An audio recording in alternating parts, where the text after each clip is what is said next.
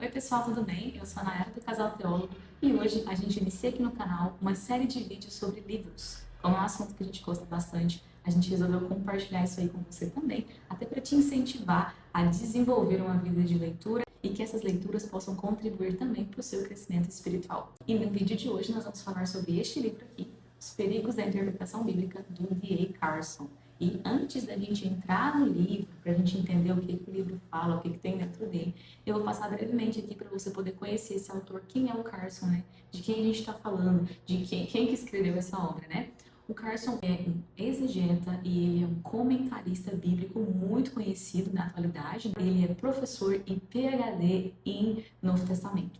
Então é alguém que a gente está falando aí que tem muito tempo de história e de labuta, né, com a Bíblia. Ele tem mais de 50 obras publicadas, ele é de vertente reformada e os livros dele são muito conhecidos, são muito bons, alguém muito bem conceituado e alguém muito preparado.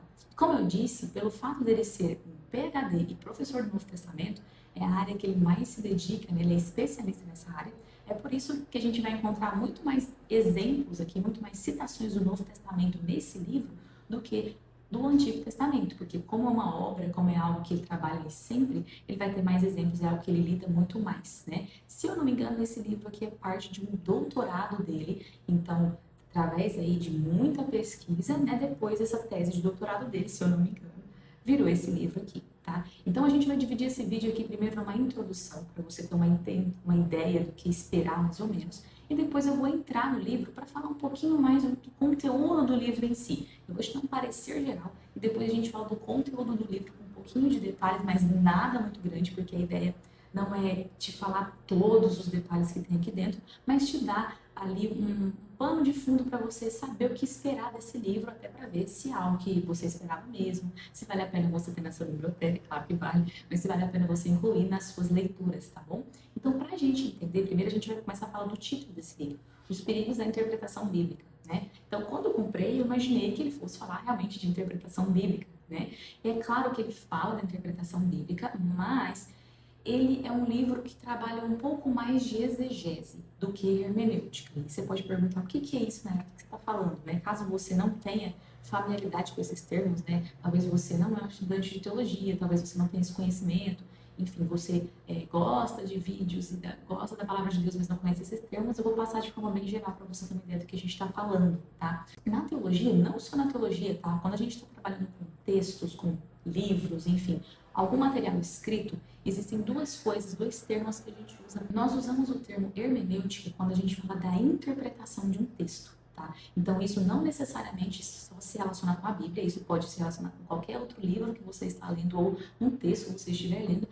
Como você interpreta isso é chamado de hermenêutica. Já a exegese são as ferramentas que você usa para interpretar. Então, como assim? Seria, por exemplo, você procurar um contexto em que aquele texto foi escrito, quem que escreveu, em que época escreveu, como que essa pessoa vivia, como as pessoas viviam naquela época. Vários outros detalhes você vai procurar. Que tipo de texto é esse? Isso aqui é um poema, isso aqui é uma poesia, né? E aqui eu não falo somente da Bíblia, mas todo e qualquer texto que a gente for ler, tá? Então, a hermenêutica seria a interpretação e a exegese seria as ferramentas para essa interpretação. Então, quando eu digo que esse livro é um pouco mais voltado para a exegese, é justamente por isso, porque ele trabalha um pouco mais das ferramentas, né, com as técnicas ali, para depois você interpretar. Então, é claro que se você não faz uma boa exegese, né, se você não procura ali a fundo, se você não faz uma boa pesquisa, você não consegue interpretar muito bem.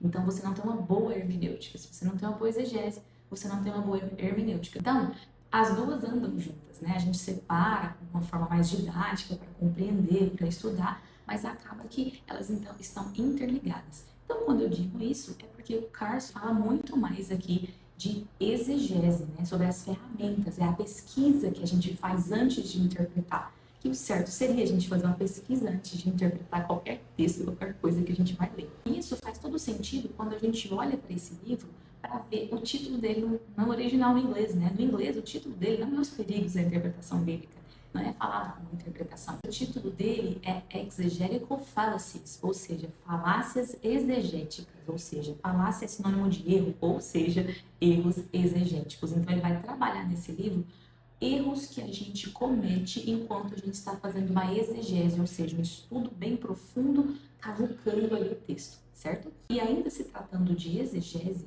né, é importante a gente falar da data que esse livro foi publicado. Ele foi publicado a primeira vez em 1984 nos Estados Unidos, em inglês. Então, se a gente for parar para pensar, já tem 40 anos que ele foi publicado. Mas aqui no Brasil, ele foi publicado a primeira vez em 1992, com esse título mesmo de Exegese e as suas falácias, né? Quais são os erros aí da exegese. E essa foi a primeira edição, passou por algumas reimpressões, e depois, em 2001, teve uma segunda edição desse livro, e aí passou por várias outras reimpressões, e esse livro aqui que eu tenho, né, esse exemplar aqui, é a reimpressão de 2018. Bom? Então, por que a data é importante aqui para a gente falar? Por que eu estou falando isso, né, para você entender? Porque quando a gente está falando de exegese, né, de pesquisa ali, de todo o trabalho que a gente faz em lidar com a Bíblia, né, não só a Bíblia, mas qualquer outro texto, é bom a gente pensar na época que as coisas foram feitas, na tecnologia, né, o que a tecnologia tinha para nos oferecer, a quantidade de informação que tinha disponível naquela época. Então, de lá para cá, muita coisa mudou. Então, nós estamos falando de um livro de 40 anos atrás. Então, muitas coisas que o Carson cita aqui, inclusive softwares, né? Talvez você é um estudante da Bíblia, estudante de teologia, existem vários softwares que a gente usa para nos ajudar a entender o texto original, entender traduções de palavras, entender a gramática e várias coisas, né? Então, ele cita alguns softwares que eu nem sei se ainda estão disponíveis, né? Então, é bom a gente ter essa ideia para a gente saber que a gente está lidando aí com um pouquinho de diferença no tempo. E uma outra coisa é que ele está falando de um trabalho que foi feito há 40 anos atrás. Pode ser que hoje outras descobertas foram feitas. Isso não quer dizer que a gente está relativizando nada. Isso quer dizer que, conforme mais pesquisas vão sendo feitas, as pessoas vão descobrindo um pouco mais de contexto, um pouco mais de tradução, mais pessoas vão estudando, né? E as coisas vão clareando um pouco mais. Então, muita coisa que ele disse aqui pode ser que hoje em dia seja um pouco diferente, mas isso não invalida o livro de forma alguma. Não quero dizer que o livro está desatualizado, de maneira alguma. Estou querendo dizer porque quando você pegar esse livro para você começar a ler, você vai lidar com algumas dessas coisas e é bom que você tenha essa ideia antes de ler o livro, de que você está lidando com uma obra um pouquinho mais antiga, né? Não tanto assim, mas para você ter uma ideia de que as coisas podem ter mudado e tudo mais. Mas a ideia principal desse livro é nos apontar e nos mostrar os erros que a gente comete enquanto a gente está estudando a palavra de Deus. Então, quando a gente está estudando a Bíblia. Então, esse é o ponto principal desse livro e é por isso que eu super recomendo e ele é excelente. Mas vale lembrar e vale ressaltar aqui que ele não é um livro para iniciantes. Por quê? Porque como a gente está falando de termos assim de pesquisa, existem alguns termos um pouco difíceis aqui. Então, o Carson ele escreve de forma muito tranquila, você entende o que ele quer dizer. Ele é muito claro, não fica enrolando. Então, assim, é muito fácil de entender o que ele quer dizer. Mas alguns termos que ele usa, se você não tem contato com a teologia, você não tem muito contato com a língua portuguesa ou até a língua grega, enfim, quando você não tem muito, se você não tem muito contato com gramática e tudo, pode ser que seja um pouquinho mais difícil para você entender, por conta desses termos um pouco mais técnicos. Eu tive um pouco de dificuldade em alguns momentos, tive que voltar para ler algumas páginas, né? Uns, dois, três parágrafos anteriores para entender o parágrafo que eu estava lendo, justamente por isso, porque tem uns termos um pouco mais técnicos que eu também não tive conhecimento. Tá? Então, é bom você saber disso. Não é uma leitura para iniciantes, uma leitura muito simples, tá? É uma leitura para quem já entende um pouco mais de exegese, uma leitura para quem é professor de seminário, pastores, né? Eu sugiro que indico muito para pastores, para professores de seminário, para estudantes de línguas originais, porque ele fala de muitas coisas importantes aqui. Então, se você, né, não tem contato com a teologia, você é um cristão que frequenta os cultos, é um bom cristão, estuda a Bíblia, mas não estuda a Bíblia tão profundo, a ponto de dar tantos contextos e coisas assim, talvez esse seja um livro que você vai ter um pouco mais de dificuldade para ler, né? Então, talvez eu não indique um pouco para você, eu indicaria para quem está estudando e para quem foca um pouco mais em se aprofundar nesse tipo de pesquisa que a gente faz, né? Então, essa é a nossa primeira parte, a parte de introdução, né? Que a gente tem uma ideia geral do que esperar sobre o livro, do que o livro fala. E antes de a gente entrar nos pormenores do livro, eu quero pedir para que você deixe o seu like aqui no vídeo, se inscreva no canal caso você ainda não tenha feito isso e ative o sininho para que você não perca os próximos vídeos que a gente vai produzir aqui, tá bom? Então, entrando nos detalhes do livro, o Carson divide esses erros que a gente fala sobre exegese em 4 erros principais. O primeiro erro que ele trabalha são os erros de vocabulário. E o que isso quer dizer, né? São erros de estudo, principalmente do grego. Então, é até por isso que é um dos livros que eu indico muito para estudantes de línguas originais, porque quando a gente começa a estudar as línguas originais, a gente descobre um novo mundo, né? E a gente fica deslumbrado, a gente fica, né, naquela ânsia, assim, de estudar e de adivinhar mais. E todo estudante de língua original, eu falo por mim, a gente tem desejo de conhecer mais, e aí a gente sempre fica com aquela vontade de descobrir algo assim, uau, né? Para deixar a pregação, nossa, a gente acha que às vezes uma palavra vai deixar a pregação maravilhosa, uma palavra vai deixar o sermão, assim, vai mudar todo o sermão. Isso pode acontecer, mas são raras as vezes que isso acontece. Então, como estudante de línguas originais, a gente é muito tentado a ficar procurando coisas assim para dar um tchan, né? E isso é muito perigoso. Então, os erros de vocabulário principais que ele fala aqui, um dos erros que ele comenta é sobre o radical, né? Às vezes a gente pega uma palavra, divide em dois. O radical da palavra significa isso, a segunda parte significa isso, então isso mais isso dá isso. E aí fica, né? Nossa, que diferente. E isso pode causar muitos erros. Às vezes isso é aplicado na língua, mas às vezes não. Então a gente não pode aplicar a mesma coisa para todas as palavras que a gente encontra. E às vezes, como a gente faz isso em uma palavra, a gente tende a fazer isso em outras e isso pode causar um grande erro de exegese. Um outro erro é trazer significados de coisas atuais para as coisas antigas. Então, como a gente sabe, a Bíblia foi escrita mais de 2000 anos atrás. A língua que nós estamos falando aqui, tratando aqui, é o grego, porque o Novo Testamento foi escrito em grego. Então, a grande maioria dos exemplos, como eu disse, vão ser no grego e vão ser no Novo Testamento, por ser área de estudo do Carson. Então, ele vai trabalhar bastante isso. E aí a questão é essa, às vezes a gente pega uma palavra e a gente quer trazer um conceito atual e trazer para a palavra antiga. Isso também é um erro. Porque quando o autor escreveu isso, muitas das coisas que existem hoje não existiam antigamente. Então, a gente aplicar algo de hoje, trazendo ali, não digo uma aplicação, não um exemplo, não uma analogia, mas um significado, né? Isso é muito errado. Todos têm chances de cair em algum exemplo, trazendo coisas atuais para as coisas antigas. Isso é anacronismo, é muito grave. Um outro erro que ele traz também relacionado ao vocabulário é a gente trazer traduções do grego clássico para o grego helenístico, ou o grego koiné, que foi escrita a Bíblia. Então, é um erro muito comum também as pessoas procurarem ali significados das palavras, né, no original, e aí, se de repente querer procurar mais, ou ir para a internet, dizer, no grego clássico essa palavra tinha essa tradução, então isso quer dizer assim, assim, assim também, né?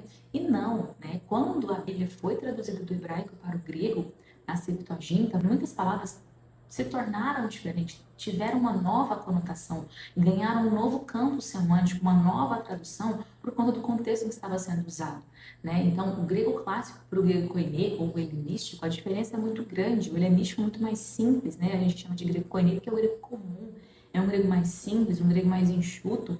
E é um erro muito grande buscar significados do grego koiné no clássico, porque não quer dizer a mesma coisa. E um outro erro que ele cita também é do campo semântico. O que é isso, na real? Isso é o significado que as palavras vão ter, né? Então, uma palavra ela pode ter inúmeros significados dependendo do contexto. Então, é claro, dependendo do contexto. Então, a gente não pode dizer, e essa palavra significa isso, ou ela significa isso, isso, isso e aquilo, e trazer um contexto que não tem nada a ver para o texto que a gente está estudando na Bíblia. Então, esse é um dos pontos dos erros que ele traz sobre vocabulário. E o segundo erro que ele traz ali, ainda falando bastante sobre o grego, são os erros gramaticais. E aqui ele entra um pouco mais na estrutura gramatical do grego. O grego ele tem muitas particularidades, muitas peculiaridades, em que nós não temos no português. E se a gente não souber ali lidar com a gramática do grego, a gente pode cometer vários erros. Um exemplo disso são os tempos verbais. No português a gente pensa em passado, presente e futuro, e isso basta para nós. Mas o grego, o verbo, ele tem um aspecto, né? Seria como aquela ação foi feita, né? De que forma aquilo foi feito, um pouco mais detalhado do que simplesmente passado, presente e futuro. Às vezes isso nem é tão importante assim, né? Então são detalhes que tem no grego que não tem no português e que isso, pelo fato, né, de um ou outro não saber lidar ou tentar encontrar, igual eu disse, algo muito imaginativo, algo muito diferente, a gente pode cair nesse erro. Então, esses dois primeiros erros que eu falei, sobre os erros de vocabulário, e os erros de gramática, eles são erros, são os dois erros que tomam uma grande maior parte do livro. Então, eles são bem maiores em relação de conteúdo aqui no livro, são bem maiores do que os outros dois erros que a gente vai falar agora. O primeiro deles são erros lógicos ou falácias lógicas. E nessa parte, ele fala sobre erros que a gente pode cometer, por exemplo, com a argumentação. Às vezes a gente vai argumentar um ponto usando o argumento de alguém, ou até mesmo o nosso próprio argumento, mas é um argumento errado, ou às vezes é um argumento imperfeito, né? Não é um argumento tão bem estruturado, um argumento que depois não traz lógica.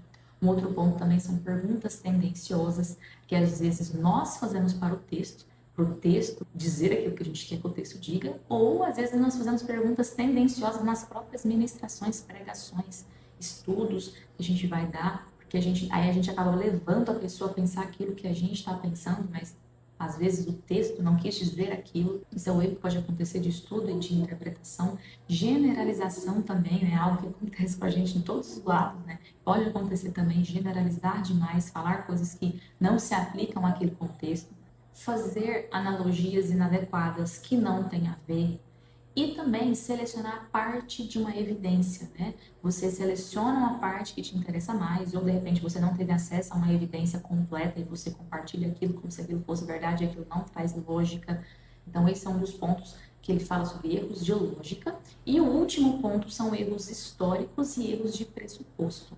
O que isso quer dizer? O erro de pressuposto seria aquele em que a gente vai para o texto, a gente vai ler a Bíblia já com algo em mente. Eu já sei o que isso aqui quer dizer, isso aqui quer dizer isso, isso, isso. A gente não vai para aprender, a gente já vai com uma ideia pré-pronta, ou de alguém, a ideia que a gente ouviu de alguém, ou a ideia que a gente teve nessa leitura. Então, se a gente vai sempre com a ideia pronta, a gente quer colocar o que a gente pensa no texto. Não, e aí a gente não quer saber o que o texto quer dizer pra gente. E isso é um dos principais pontos que a gente trabalha na exegese, é um dos principais pontos que a gente diz que não é correto fazer na exegese. A gente tem que ir para o texto sem pressuposto para saber o que o texto quer dizer pra gente. É claro que isso é algo muito difícil, mas no que a gente conseguir, a gente tem que ir aberto para fazer as perguntas e ver, além de estudar o texto, o que o Espírito Santo quer nos comunicar através daquilo. Né? Então, isso seria também transferir a nossa teologia para o texto. Você tentar encontrar no texto aquilo que você quer dizer, você quer encontrar no texto base para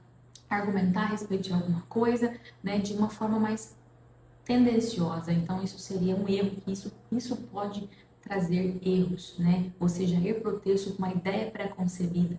Outros erros que podem acontecer também, no caso histórico, né? Seriam explicações históricas erradas, ou também fazer reconstruções especulativas das histórias, porque como nós estamos lidando ali com a Bíblia, que é um texto muito antigo, foi escrito há mais de 2000 anos, muitos eventos, né, ninguém sabe, né, ao certo o que aconteceu, e a gente fala muito sobre, especula-se isso, vamos conjecturar, e o problema às vezes é reconstruir isso de forma errada, especulando errado, né, reconstruindo de forma errada, além de, às vezes, tentar passar isso como se fosse algo que aconteceu de verdade.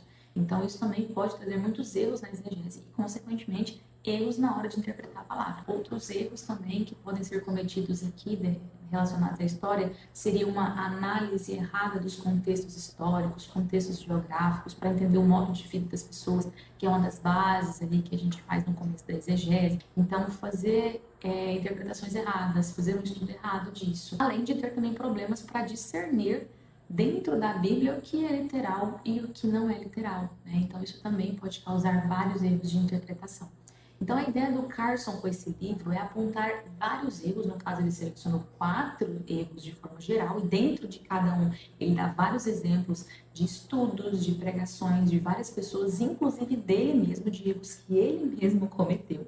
Ele tenta ser imparcial justamente para não tomar partido em nenhuma teologia, ele tenta trazer exemplos para que a gente possa ver que todo mundo pode cair nesses erros, e inclusive ele já caiu e ele cita erros dele lá também.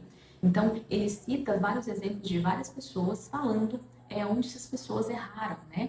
E a ideia não é apontar o dedo no sentido de acusar ninguém. A ideia que o Carson tem aqui é fazer com que a gente que está tendo contato com essa obra, que a gente se torne um leitor um pouco mais reflexivo, muito mais cauteloso na hora que a gente estiver lendo a Bíblia, na hora que a gente estiver interpretando a Bíblia. principalmente para quem prega, principalmente para quem estuda, para quem fala. Então a ideia dele é fazer com que a gente se atente, para que a gente fique assim, antenado, prestando atenção nos erros que nós podemos cometer ao interpretar a Bíblia. E o ponto aqui não é fazer com que a gente fique com medo, porque realmente, quando eu terminei de ler esse livro, eu fiquei muito com medo, né? Pensando, meu Deus, quantas coisas eu devo ter feito errado, quantas interpretações eu posso ter feito errado. Mesmo que a gente tenha a melhor das intenções possíveis, a gente ainda erra, e aí a gente fica com medo, né, de estar lidando ali, fazendo coisa errada. Mas a ideia dele não é nos paralisar. A ideia é que a gente se torne mais cauteloso, que a gente continue estudando, que a gente continue pregando a palavra, lidando com a palavra de Deus com muito temor, com o auxílio do Espírito Santo, mas estudando e estando atento, né? E esses erros podem acontecer, então eu vou tentar não cometer esses erros. Então a ideia é essa, não é fazer que a gente se torne um pouco mais autocrítico, se avalie mais, e ele até fala no livro que um pouco de autodesconfiança não faz mal, né? Que a gente tem que ver, será que é isso mesmo que eu estou pensando, né? Porque o nosso coração é enganoso. E a questão também não é a gente relativizar as coisas, não é duvidar de tudo, mas é aquilo que eu disse e é aquilo que ele fala no livro. É fazer com que a gente se torne mais reflexivo, mais cauteloso ao lidar com a palavra de Deus. Então, por mais que ele seja um livro que trate bastante de termos teóricos, termos técnicos, que em algum momento pode deixar a gente um pouco confuso ali com o livro, é um livro muito valioso, é um livro que faz realmente diferença na vida da gente como estudante da palavra de Deus. E o Carson ele até encerra o livro dizendo que se esse livro produzir leitores mais reflexivos e intérpretes mais críticos, vai ter sido um trabalho recompensador para ele, porque a ideia é justamente essa, fazer com que a gente tenha mais cuidado, para que a gente não saia falando besteira por aí, para que a gente não se baseie nos nossos achismos, mas que a gente estude, que a gente ore, que a gente busque a orientação do Espírito Santo. Então esse livro é um livro curtinho, mas é um livro valioso, que eu indico, como eu disse, para estudantes de línguas originais, para pastores, pregadores, professores de seminário, estudantes de teologia, todos aqueles que desejam conhecer a Bíblia mais a fundo, têm desejo de se aprofundar e começou já a estudar, se aprofundar, eu sugiro esse livro aqui. Então é isso. Eu espero que você tenha gostado desse vídeo, espero que você tenha se interessado por esse livro. Caso você não tenha se interessado, não seja muito sua praia, não tem problema. Encaminhe esse vídeo para aquele amigo que você sabe que gosta desse tipo de assunto e deixa aqui nos comentários se a gente te inspirou, se você vai ler esse livro ou não, se ele vai entrar na sua lista, se é algo que te interessa ou não. E não se esqueça de deixar o seu like e se inscrever no nosso canal para você ficar por dentro de todos os outros vídeos e de todos os outros conteúdos que a gente vai trazer por aqui. Eu espero que esse vídeo tenha te abençoado e até a próxima. Tchau, tchau!